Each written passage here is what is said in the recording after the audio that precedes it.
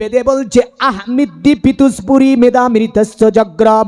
আহমদ নামে পৃথিবীর জমিনে একজন ব্যক্তির আবির্ভাব হবে, যাকে আল্লাহ পাক বড় জ্ঞান গরিমা দেওয়ার পরে এই জগতে পাঠাবে। কারণ আল্লাহ এত জ্ঞান তাকে দেবে যে তিনি সমগ্র পৃথিবীর টিচার হয়ে, মুআল্লিম হয়ে দুনিয়াতে আসবে। জোরে বলেন সুবহানাল্লাহ। তার কারণে আপনার আহমদ নামটি কোরআনে আছে, আহমদ নামটি বেদেও আছে। আহমদ নাম কোরআনেও আছে, আহমদ নাম বেদেও আছে। কোরআনে আহমদ তো বেদে বলেছে আহমিদ্দি পিতুসপুরি মেধামৃতস্য জগ্রব। আহমদ নামে দুনিয়াতে একজন ব্যক্তির আবির্ভাব হবে, আর এই ব্যক্তিটা হবে বড় মহান পণ্ডিত, যা রাসূলুল্লাহ হাদিসে বলেছেন আলা আনা মুআল্লিমুদ দুনিয়া। আমার আল্লাহ পাক আমাকে সমগ্র পৃথিবীর টিচার করে এই জগতে পাঠিয়েছে। জোরে বলেন সুবহানাল্লাহ। এ জগতের মুমিন মুসলমান, শুধু তাই নয়, আহমদ একটা নাম পেলাম কোরআনে এবং নাম পেলাম বেদে।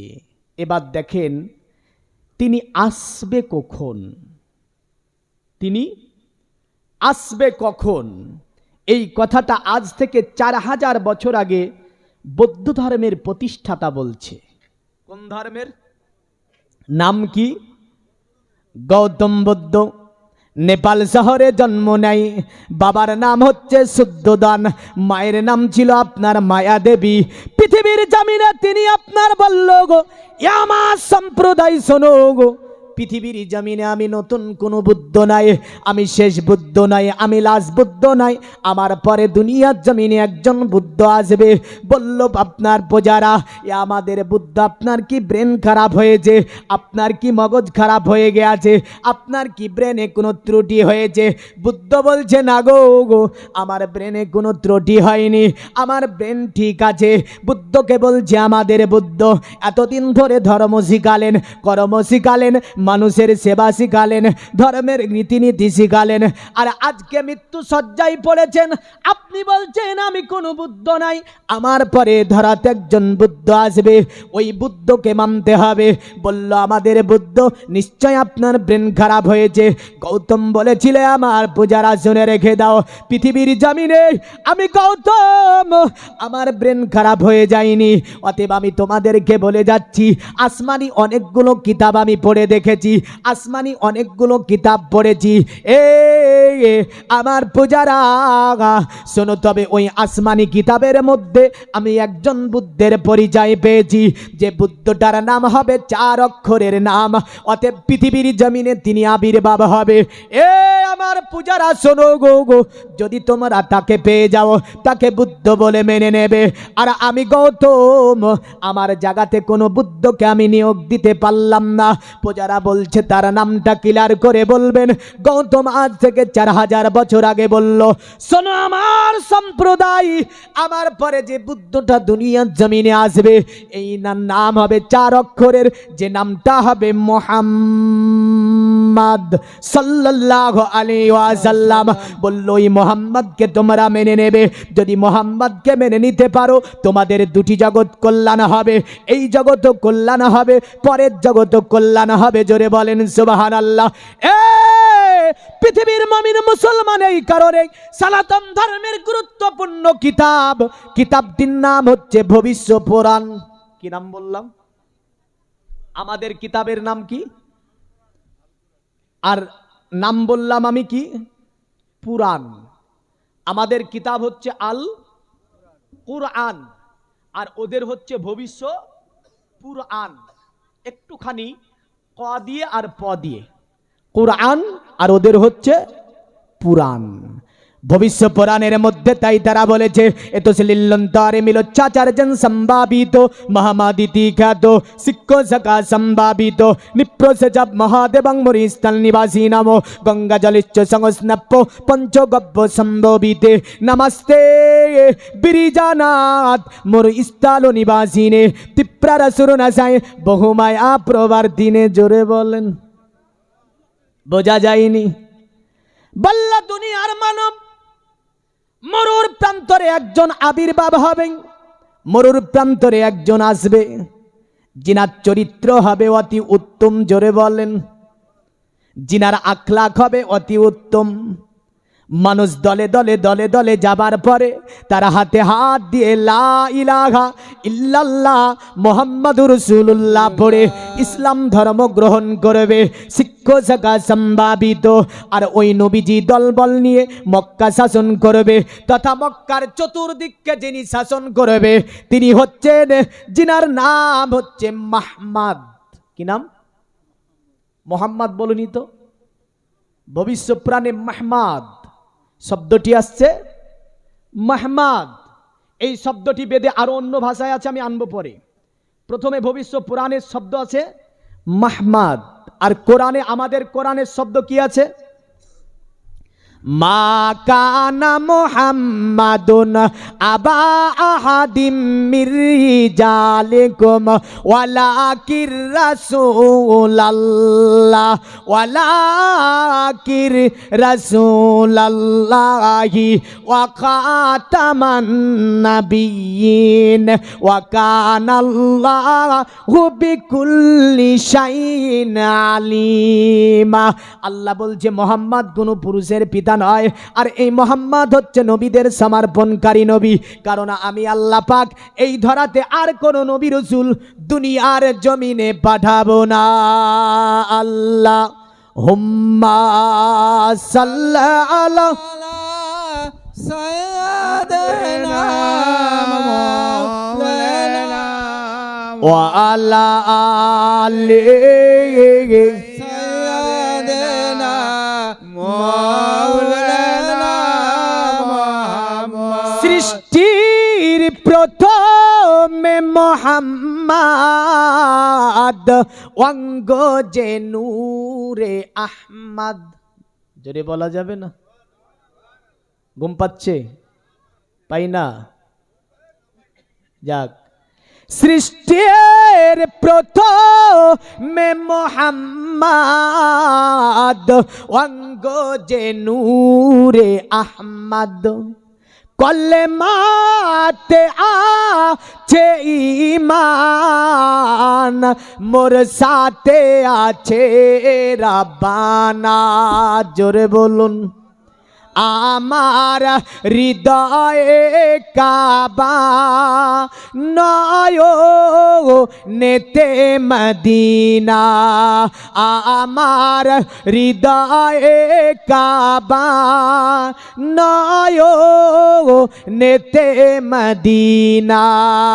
আশোক যতই তুফান, আমি কভু তো ডরি না।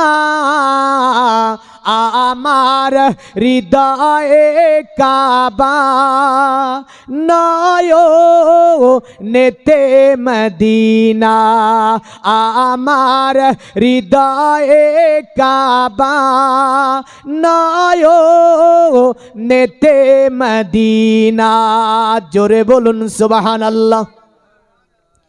পাকি পাঞ্জাতনে পাতা, আমার হবে গোছাতা।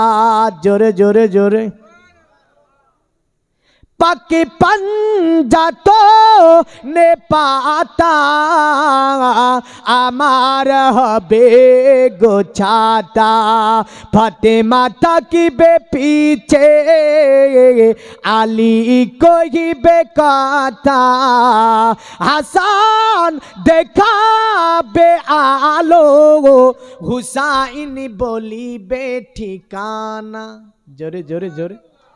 আমার হাতটা খুব, ডান হাতটা খুব চলে, বুঝলেন? কিন্তু বেদা আছে, বাধা আছে। কেন জানেন?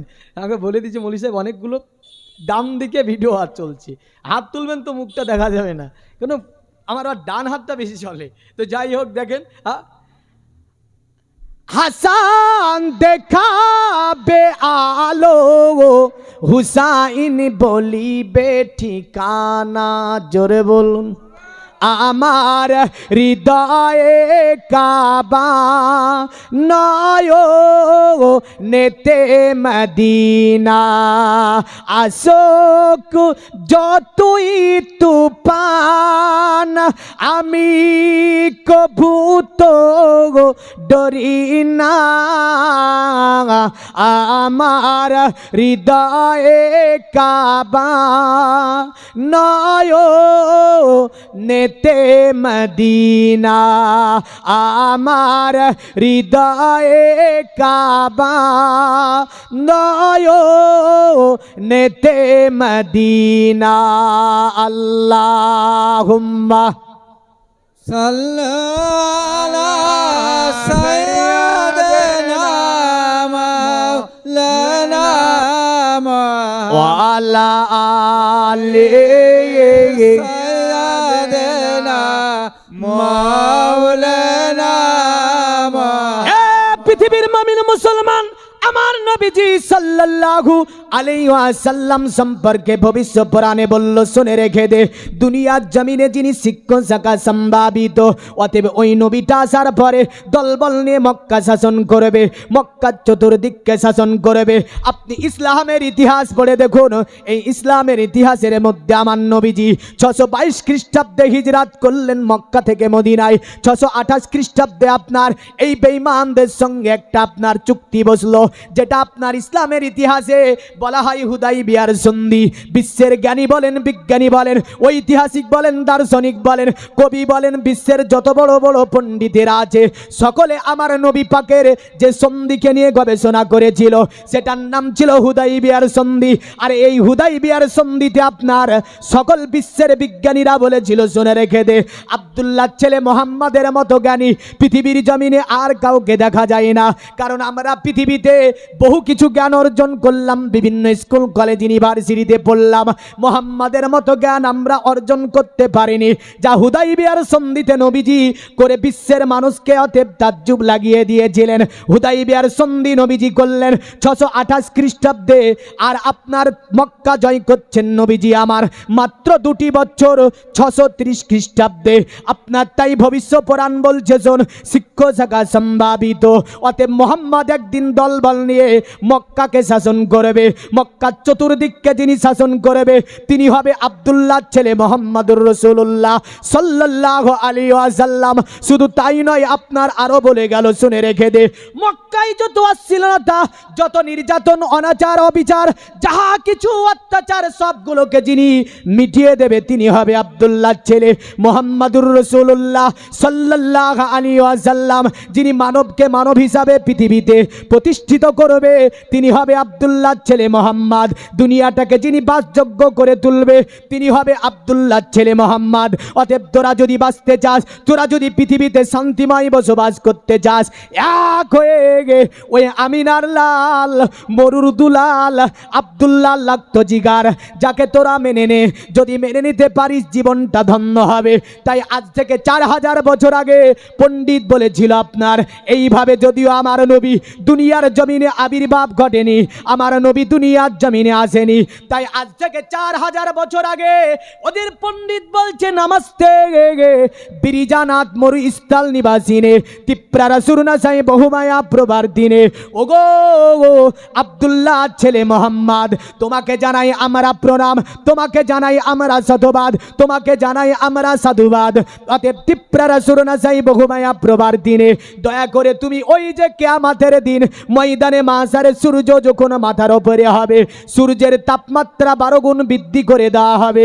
ওই দিন কোথায় কেউ আশ্রয় পাবে না, একমাত্র মোহাম্মদের কদমের ছায়া ছাড়া। জোরে বলেন সুবহানাল্লাহ। তাই তারা বলল, তিপ্রা রাসূলুনা সাই বহুমায়া প্রবার তীরে, ওগো আব্দুল্লাহ ছেলে মোহাম্মদ, দয়া করে তোমার কদমের নিচে আমাদেরকে সেই দিন একটু জায়গা দিয়ে দিও, তা আমাদের জীবনটা ধন্য হয়ে যাবে। হ্যাঁ,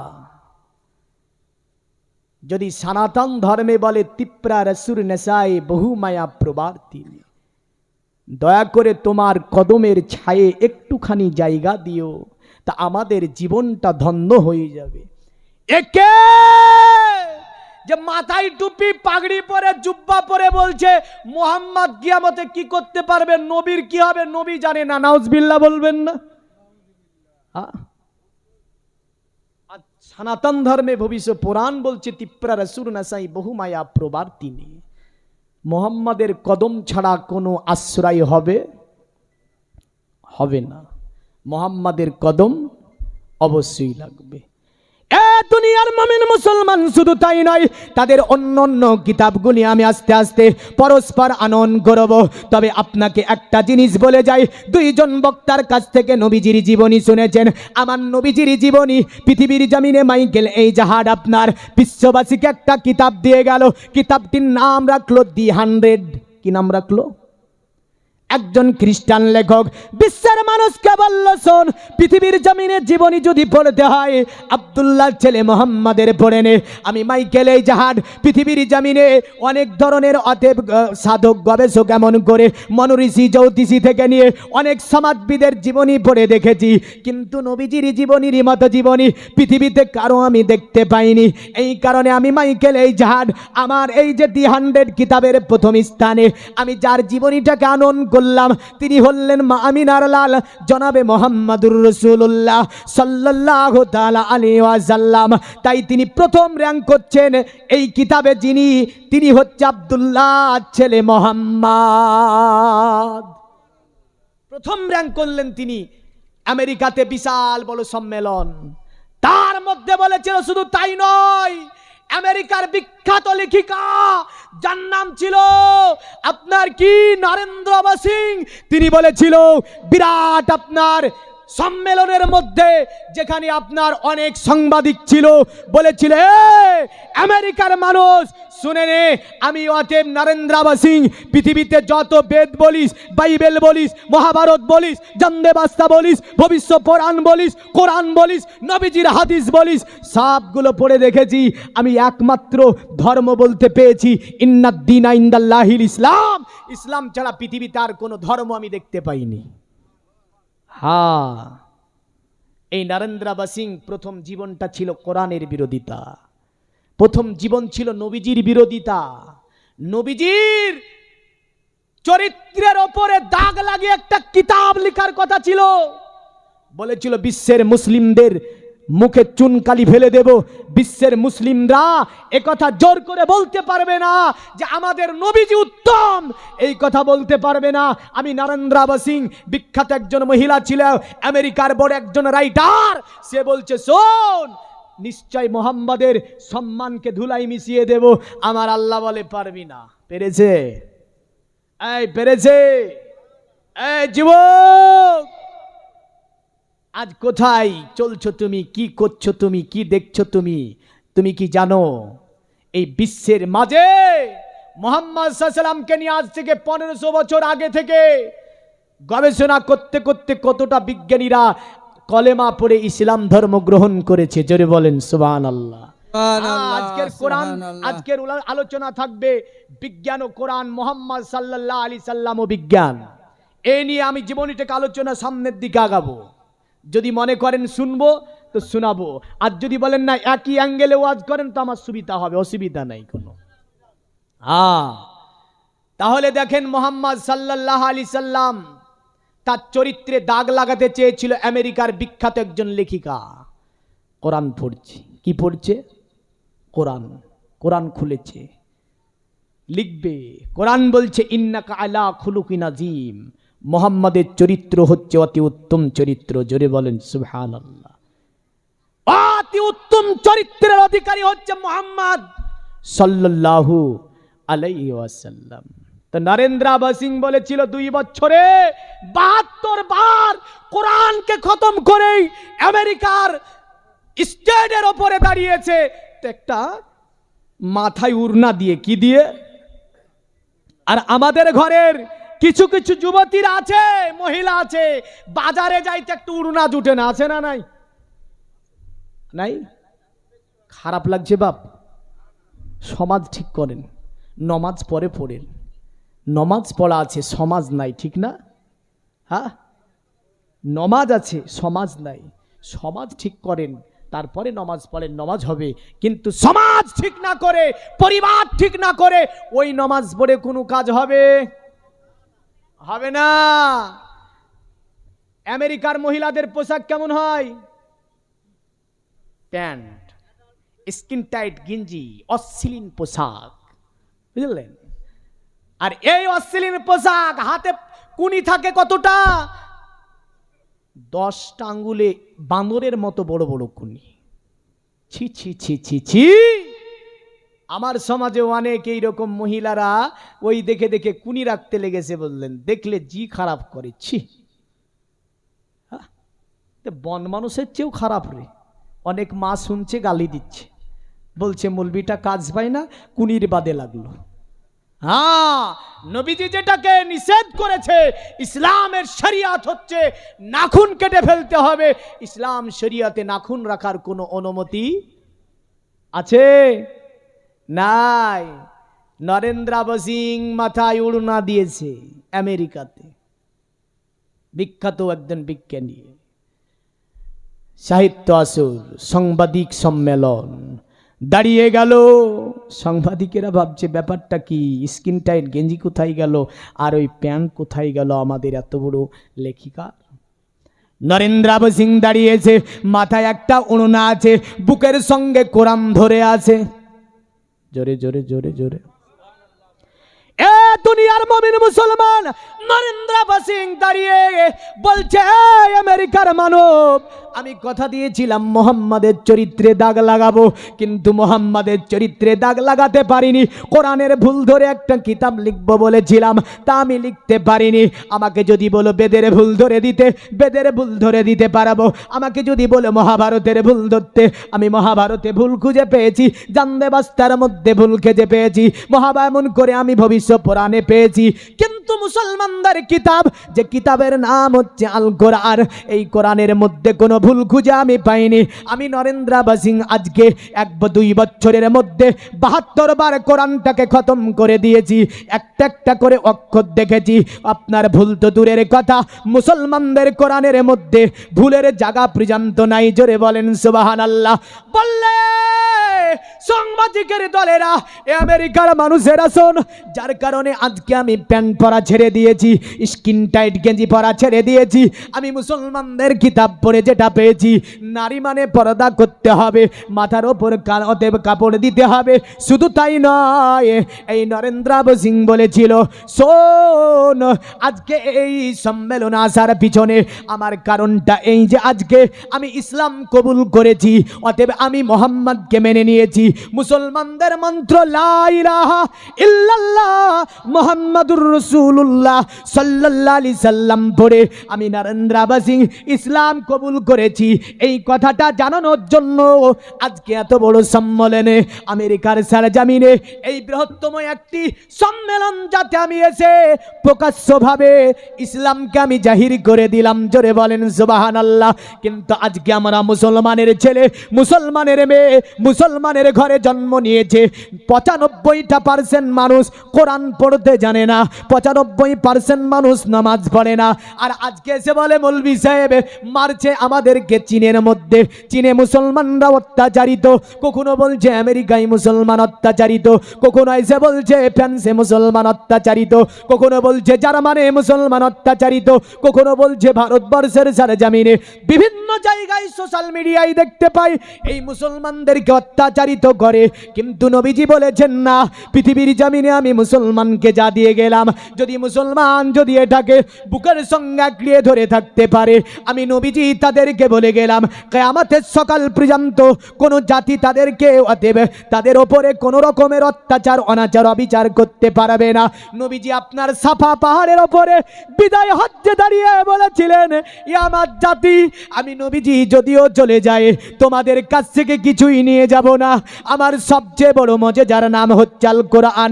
এই কোরআনটা তোমাদের কাছে রেখে যাব, এই কোরআনটাকে তোমরা বুকের সঙ্গে আঁকড়িয়ে ধরে থাকবে। আমি নবী বলছি, কোন জাতি তোমাকে অত্যাচারিত করতে পারবে না। কিন্তু 95% মানুষ কোরআন পড়তে পারে না। ঠিক বললাম না ভুল? ঠিক বললাম না ভুল বললাম? দ্বীপপাহাড় রাত্রি 12টা পার হয়ে গেছে, হয়তো ঘড়ি দেখিনি আমি। এখানে অনেকে কোরআন শরীফ পড়া জানে না, আছে না নাই? আছে না? আমি তিনাদেরকে করজোড়ে আবেদন করব, আমার প্রতিটি ওয়াজে এটা থাকে, প্রতিটা ওয়াজে এই ওয়াজটা সার্থক তখন হবে যখন আমি এখানে এসে একজনকে কোরআন পড়ার উপদেশ দিয়ে যেতে পারবো। আমার ওয়াজ তখনই সার্থক হবে এখানে এসে যদি দুজন ব্যক্তিকে নামাজটা ধরিয়ে দিতে পারি, হ্যাঁ না? তাহলে এখানে অনেকেই আছেন যে কোরআন পড়া জানেন না। আমার মাত্র 2টি ভাই কোরআন পড়া জানেন না, এমন হাত তুলে বলুন তো মৌলভী সাহেব, কোরআন পড়া শিখে নেব। 2জন ভাই আমার হাত তুলে একটু বলেন তো। আল্লাহ শিখাবে, আপনি চেষ্টা করবেন, আল্লাহ আপনার ব্রেন বাড়াবে, আল্লাহ আপনার জন্য কোরআনকে সহজ করে দেবে। পড়বেন প্রতিনাই রব্বির হামহুমা, আপনি পড়বেন রব্বি ইয়াসসির ওয়ালা তুয়াসসির ওয়া তাম্মিম বিল খাইরি ফাত্তা রব্বি জিদনি ফিহা ইলমি। আমার আল্লাহ বলে, বান্দা তুই যা শিখতে চাইবি আমি আল্লাহ তোর ব্রেনে দিয়ে দেব। জোরে বলেন সুবহানাল্লাহ। 2জন ব্যক্তি হাত তুলে বলতে পারবেন না যে আমরা কোরআন শরীফ পড়া জানি না, কোরআন শরীফ পড়া শিখে নেব? একটু হাত তুলে বলেন তো, যারা জানেন না, জানেন না, একটু বলেন তো, শিখে নেব, চেষ্টা করবেন। আল্লাহ আপনি চাচার হাতকে কবুল করুন, চাচার প্রতি বরকত দিন। আল্লাহ হাত তুলেছে কোরআন শিখবো বলে, তিনাকে কোরআন শিখার তৌফিক এনায়েত করুন, আল্লাহুম্মা আমিন বলেন।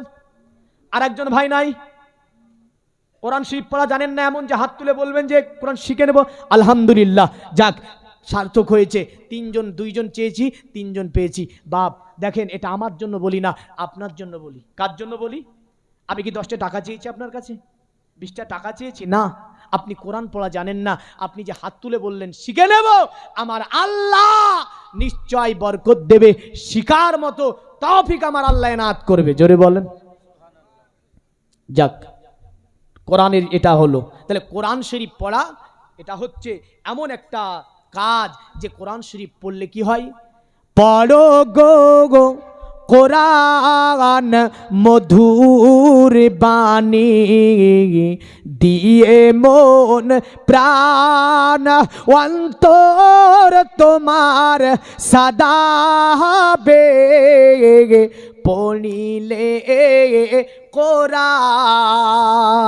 জোরে বলা যাবে না?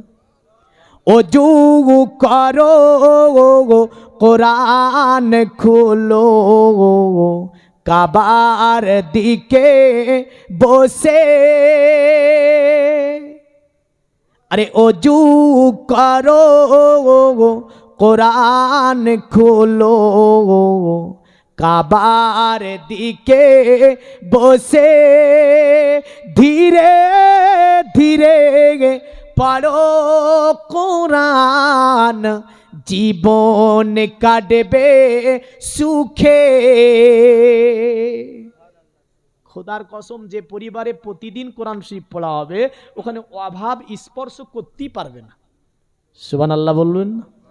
হ্যাঁ, আরে পড়ো গো গো কোরআন মধুর সুরে, দিয়ে মন প্রাণ অন্তর তোমার সদা হবে, পড়িলে কোরআন। আল্লাহুম্মা সাল্লি আলা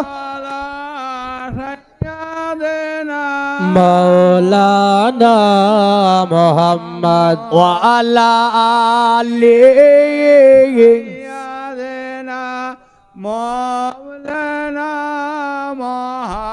পৃথিবীর মুমিন মুসলমান এই কারণে সনাতন ধর্মে আপনার অথর্ব বেদে একটা মন্ত্র এইভাবে দেখতে পাওয়া যায়। তারা বলেছে, অতএব সুন্দরভাবে বলে দিয়েছে, যত্তদা বলদা যস্য বিশ্ব যশশ্চায়ে মৃতং যস্য দেবা।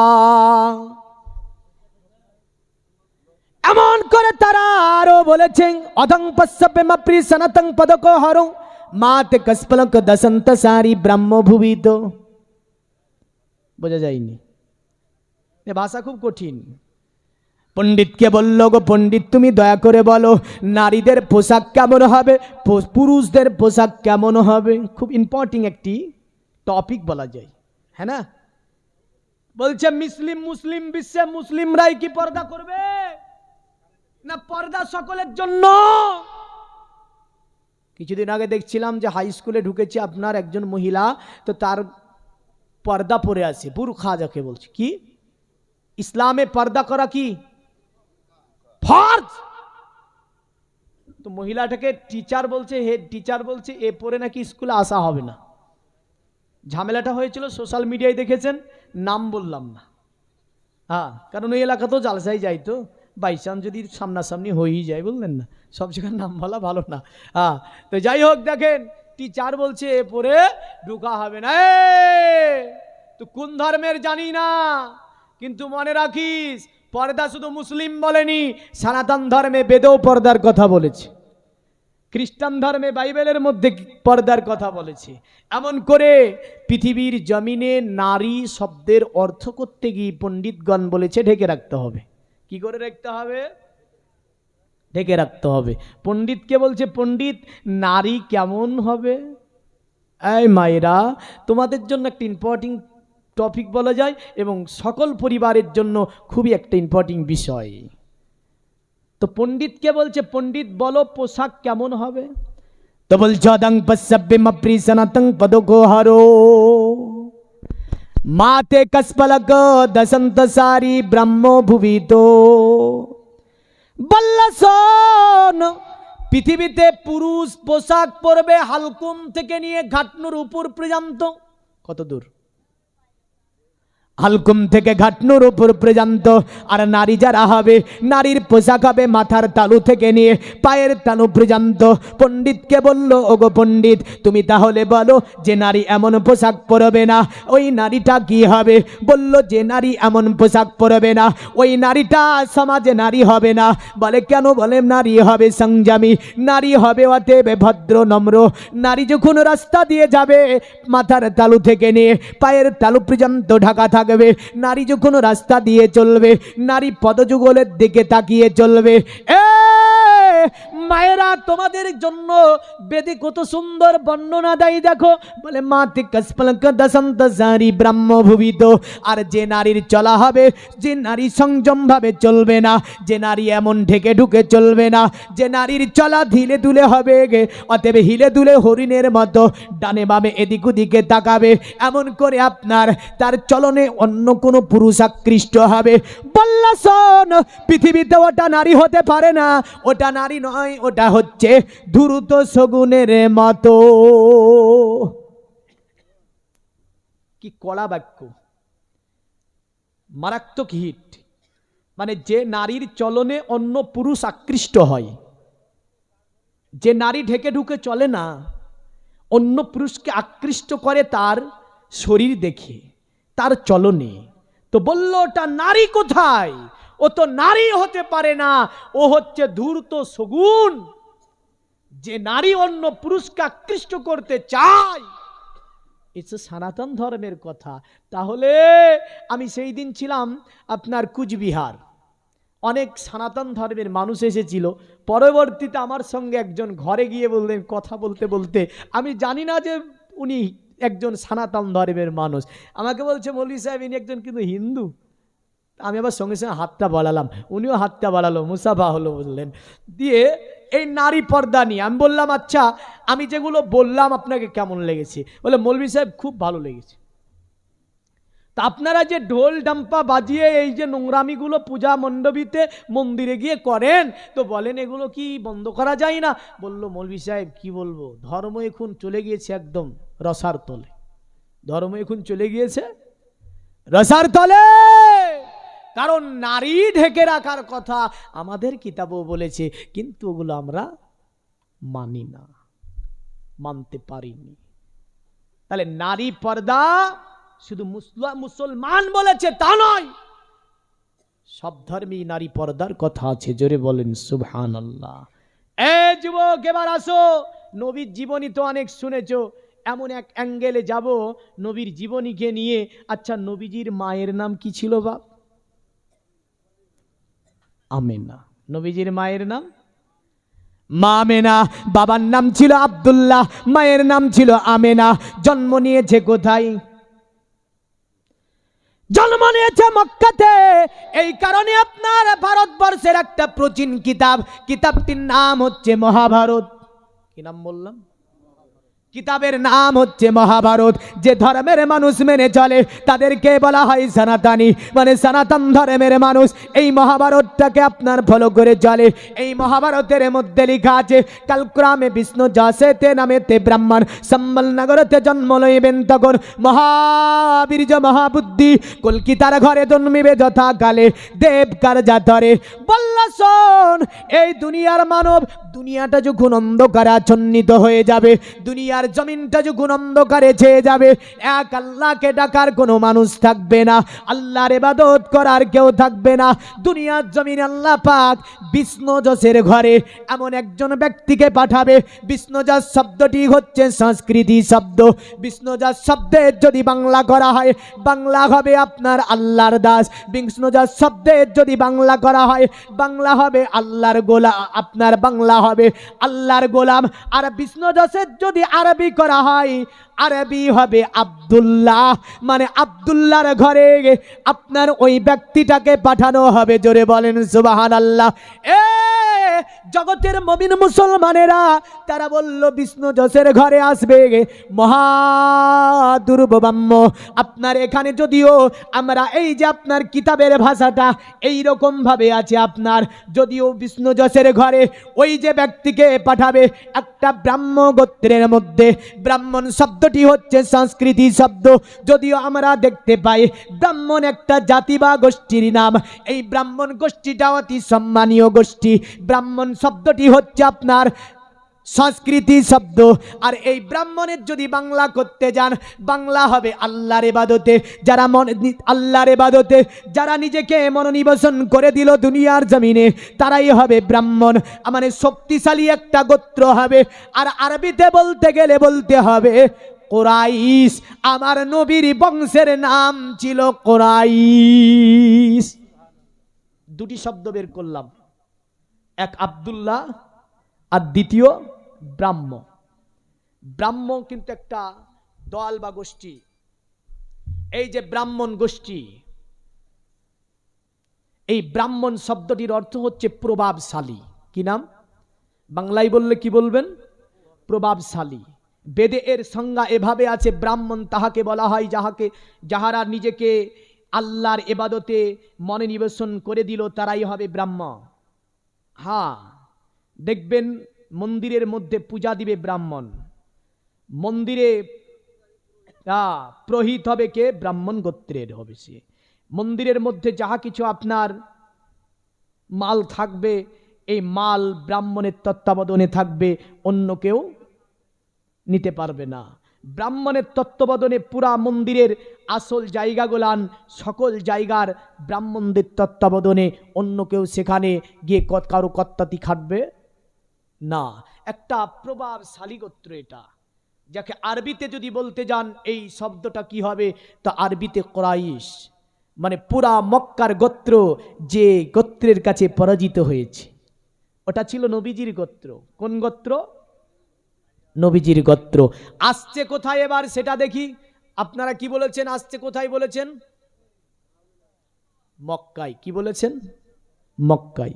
নবীজি আসছে মক্কায়। এখন আপনি যদি দেখেন বেদের মধ্যে আর একটা মন্ত্রে এভাবে আছে, বল্লা সম্বুলে বিষ্ণু যশেতে গ্রে মহা দুর্ব্রহ্ম হম সুমাতং মাতুরি বিবো।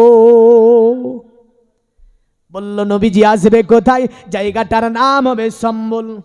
সম্বল শব্দটি হচ্ছে সংস্কৃতি শব্দ। সম্বল শব্দের যদি বাংলা করতে যান, বাংলা হবে আমানাতের এলাকা।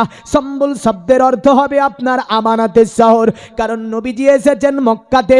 এখন আপনার অনেকে বলছে নবীর এসেছে তার কোনো দলিল নাই। কি বলছে? নবী এসেছে তার নাকি কোনো দলিলই নাই। একই কথা হলো গো। হ্যাঁ, নবী মক্কাতে এসেছে, দলিল আছে না নাই? আর ও বলছে না, জন্মই পাওয়া যাচ্ছে না নবীর। তাহলে নবীর জন্ম পাওয়া যাচ্ছে না, তো নবী আসলো কি করে? হ্যাঁ, কারণ নবীজি সাল্লাল্লাহু আল্লাহকে বলছে, আল্লাহ এই মক্কাতে নবী এসেছে কথাটা কোরআনও আছে, আছে না নাই? কারণ অনেকে ভাববে যে শুধু বেদ থেকে বলেছে, কোরআনের দলিল তো দিতে পারেনি। কোরআনের দলিলটাও দিয়ে দিই। আমার নবী আল্লাহকে বলছে, আল্লাহ তুমি যে কাবা মুআজ্জামাতে মক্কার কসম করেছো, আল্লাহ মক্কার কসম কেন তুমি করেছো আমি জানি। আমার আল্লাহ বলে,